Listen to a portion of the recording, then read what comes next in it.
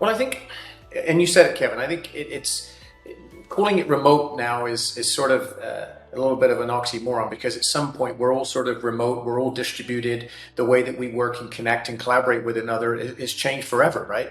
I think surveys show that over 90% of meetings going forward will have at least one quote unquote remote participant, someone who's connecting in to that meeting, right?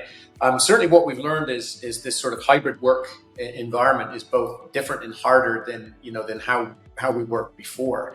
It requires a different approach, one that designs a work experience around and for the employee wherever they are, right? We have to think differently about how we enable our teams to build social capital in an environment like this. Rebuilding social capital looks very different in a virtual world when you have less high fidelity interactions, right? We're recording this over video today versus a coffee chat, right? Because the technology is available, and we need to travel, we can travel less.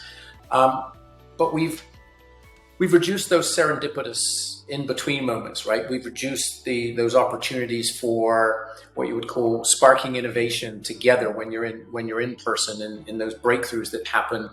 And we have to be careful, because over time, if we're not, our people networks become siloed, and if we're not purposeful about bringing people together, that can impact the culture of an organization, right?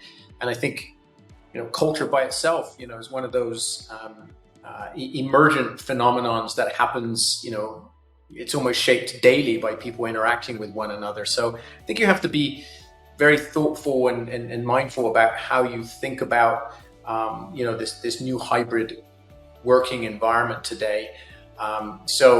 We have to be thinking about not only technology to enable outcomes that we're looking at, but we also have to include HR as well, as we think about culture, and we think about inclusivity and employee well-being and employee health, which are key things that we have to be thinking more deeply about today.